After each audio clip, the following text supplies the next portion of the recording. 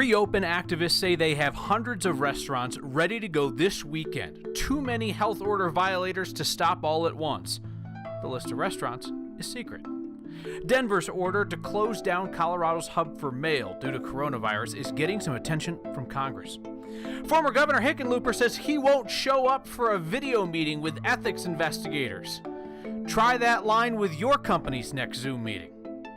I think we should acknowledge Colorado's major milestone that's not just about the numbers. And tonight we hold our celebration of the class of 2020. Your words about the graduates who deserve their due. Next. America's fourth largest postal distribution center right here in Denver remains open in open defiance of a public health order. The city wants it closed after 5 coronavirus cases there and some stonewalling by the Postal Service. A shutdown of the place that handles all the mail for Colorado and Wyoming would be hugely disruptive. Today, Democratic Congresswoman Diana DeGette of Denver told the Postal Service essentially, play by the rules or shut it down. Marshall Zellinger broke this story, which now has the attention of Congress. And Marshall, all the city wanted was for the Postal Service to pick up the phone. That was the stance of the Denver Department of Public Health and Environment. Basically, give us someone to talk to, and in the absence of that, we're going to issue this closure order. That distribution center has had 5 confirmed COVID-19 cases, and one of those cases, the person passed away. The employees were tested back in April and in May. So the city met with Postal Service representatives today, and a spokesman for the Postal Service told me USPS has provided 67 pages of documentation, copies of procedures, and pictures.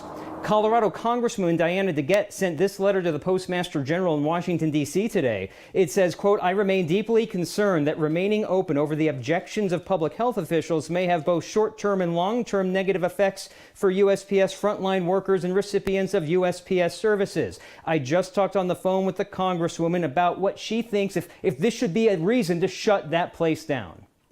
I was really disturbed when I saw the story last night that the Postal Service wasn't even talking to Denver Health. So apparently after they got my letter today, they initiated discussions. I mean, I don't think we should have to sacrifice the health of our postal workers to make sure people get their mail. Should a federal facility be above a local health order? Not when you're talking about the health of the workers. But when I pressed Congresswoman DeGette if she will take a stance that the distribution center should shut down because of this closure order, she said she hadn't had a chance to read through all the documentation from the Denver Department of Public Health and Environment, and she just wanted that communication line to open up, which apparently it has now, Kyle. Marshall, do you get the sense that there is a difference of opinion about what's safe, or that it's just a territorial issue? I'm in a unique position because I've received a lot of emails in the last 24 hours with information that I can't confirm for any way, so I have a few things running through my head. But from an official standpoint, I think we've got federal guidelines. We have to get this facility, the stuff inside of it, out of it. There's really no backup plan, perhaps, to close it down, so maybe if we just put up the stop sign, it goes away. Marshall Zellinger, both intelligent and diplomatic, saw that on display there.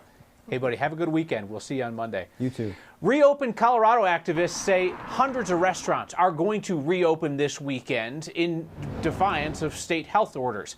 They have wanted this to happen for weeks, to get such an overwhelming number of reopenings that public health officials are swamped and can't go and shut them down one by one. Restaurant owner Joe Oltman says after a meeting at his place in Parker, up to 600 restaurants have signed on to the resistance. We cannot verify if this is true, because they were not willing to tell us which restaurants are involved in the effort. They could be risking their insurance. State insurance law allows for the cancellation of a policy if the insurer finds that a restaurant is putting customers at increased risk. The first legal challenge to Democratic Governor Jared Polis's executive order power ended up in court today, in virtual court. Multiple groups are challenging the governor's decision to allow ballot issue petitions to be signed by email and mail rather than face-to-face with a signature gatherer. Even the district court judge admitted no matter what he decides, this is just going to drag on. What I'm about to say is not trying to insult myself. I am a speed bump on the road to justice. All right? Whatever order I enter, no matter what that order is, it's going to make one side or the other in this case unhappy, or it's likely to. And what that means is that whatever order I enter is undoubtedly going to be appealed. Judge hoped to have a decision Tuesday or Wednesday, which means the losing side will appeal Wednesday or Thursday. Former Governor John Hickenlooper, in the middle of his Democratic Senate primary, is refusing to appear at a scheduled ethics hearing on whether he accepted illegal gifts. Colorado's Independent Ethics Commission wants to hold this meeting remotely in June after months of delays. Hickenlooper's attorney says a hearing by video violates his due process rights.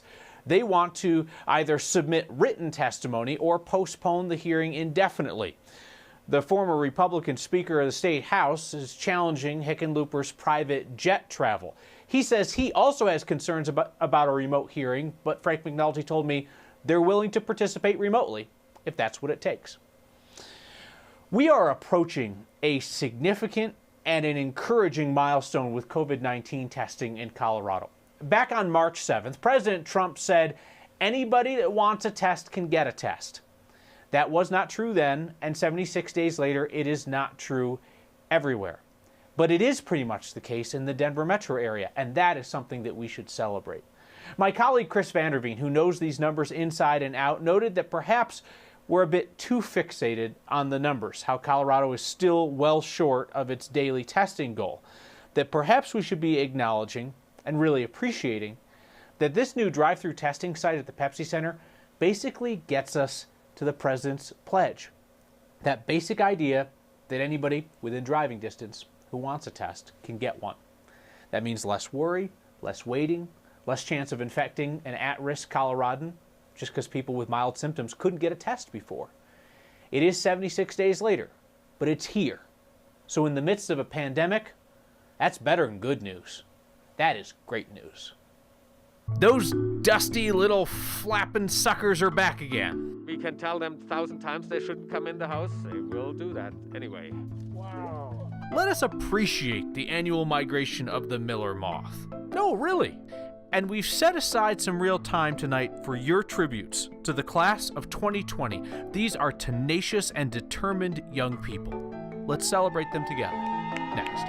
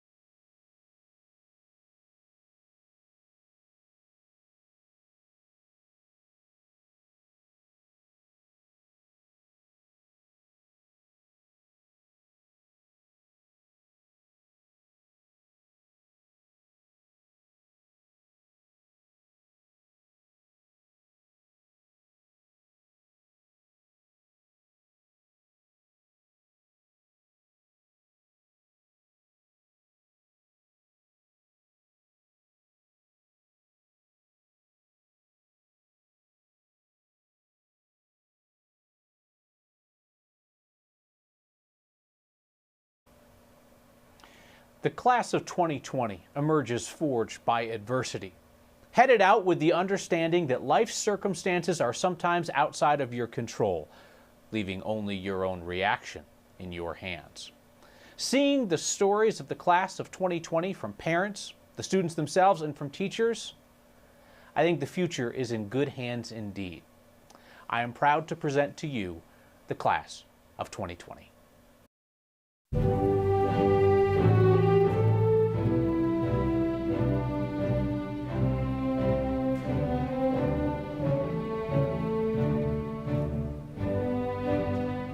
Hi, my name is Tylesia Martin, a graduate from Cherokee Trail High School. I did it. I would like to thank my teachers, family, and friends for supporting me on my journey. Love you all. This is my Birth at High School 2020 graduate, Katrin. Best of luck, Katrin, in the future. Congrats. I love you. My sister, my step-parents, my mom, my dad, they have all done everything they can to help me, and I am just grateful and really excited to be going to college to hopefully become a doctor one day. And I just want to say thank you to everyone who has helped me get here. Wouldn't be here without you, so thank you so much. I wanted to make a video just in honor of all of the teachers that I've had over these past 12 years, just to say thank you and to show my gratitude. Obviously, senior year didn't end the way any of us wanted it to, but if I've learned anything from my teachers these past 12 years, it's to always persevere and to make light out of a bad situation, and I'm so grateful for every single one of them. The teacher I'd like to thank is Miss Ketchum for all her help over the years. She's such an inspiring teacher, and I learned so much in her classes. I'd also like to thank my parents, especially my mom, for all the help with my schoolwork throughout my years of high school. Go Rams! Hey Colorado, I'd like to thank my parents, professors and study buddies, lab partners and preceptors, friends and family, and everyone who supported me throughout nursing school. Brandon, I know your senior year wasn't supposed to end this way, but I want you to know that I'm extremely proud of you. I'm proud of all your accomplishments. I'm proud of all the years you played baseball. I'm proud to be your mom. Hi Kyler, it's Mom. I just wanted to say that I love and support you. I'm so proud of you. You are an amazing son. You're an amazing friend. You're so kind. Always follow your dreams, follow your heart, and know that you are surrounded by tons of family and friends that love and support you. And congratulations to you and all the graduates from the class of 2020. Happy graduation, CJ. We are so proud of you. Hey buddy, we love you. Happy graduation. And we know how hard you worked the last 4 years, so congratulations, and pretty soon the whole world's gonna know too. We love you! Love you! We miss you! I don't have children, but I do have 3 senior gymnastics instructors on my staff, Jenna, Morgan, and Emma. I wanted to give a shout out to you guys because I know it's really hard right now and you guys are doing your best and you're making the best of it, but I hope that this graduation celebration is any consolation. Thank you for all you guys do for me and the program. I really appreciate you guys. This is my son Willem, and he's graduating CU in May. We couldn't be more proud of him and all of his accomplishments. He's a great guy. Smart, funny, kind, compassionate, thoughtful, and caring. We're really proud of him.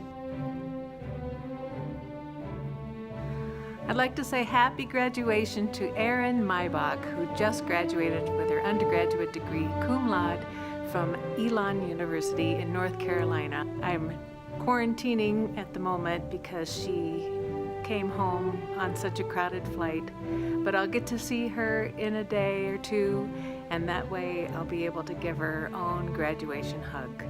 We're so proud of you, Erin. You are just incredible, and happy graduation. Hey Dylan, congratulations. Mom and Dad are so proud of you. You had a great high school career. Looking forward to great things in your future. Hey seniors, this is Cal Friend from the Colorado Rockies and Tom Serapson High School class of 2011. I want to send you all my best wishes as you move on to the next stage of your lives. This is an important time for you to learn about the world and about yourselves. Take the time to grow. We all make mistakes. The entire point of this journey is to learn from our mistakes and grow as people. We look around the world today and see so many people helping others in different ways. Remember that as you look around to your classmates and friends today and in the future. These are the people who have been with you through the good times and the bad. At some point, you have most likely propped each other up and worked together to achieve a goal.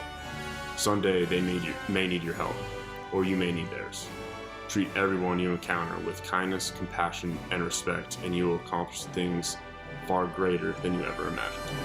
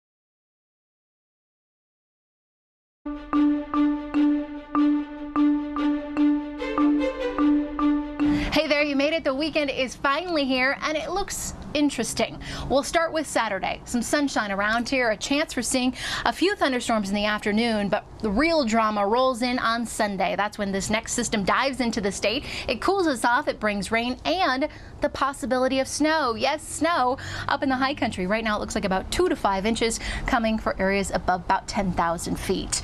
Your 3-day forecast, because that's what it's all about, right? Low 80s tomorrow with an isolated storm, low 60s Sunday. We'll be back in business with mid-60s with a few more storms on Memorial Day. Whoever wrote that song that goes, "This little light of mine, I'm gonna let it shine," that person never had to deal with miller moths, because those crafty little suckers would be all over that little light of yours. Their migration is thick this year in Colorado. This is the plan. So we are here south of Keansburg, east of Brighton. It is a place where they're coming through. So we have the miller moths a little bit earlier than the cities. Wow. They migrate from the eastern plains to the mountains. In the summer, they need a lot of food, which they find there in the flowers. They eat nectar.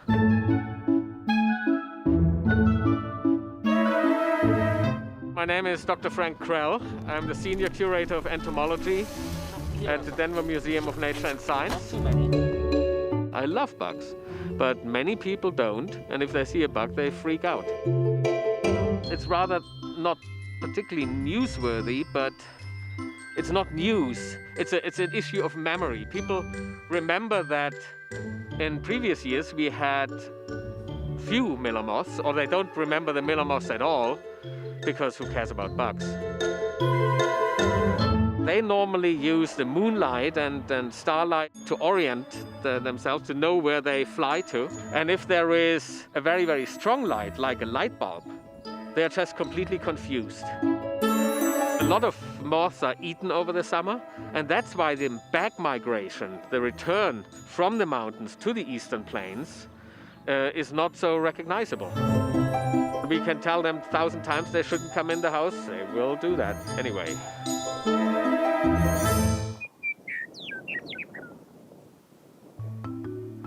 A great story through the lens of our photojournalist, Tom Cole.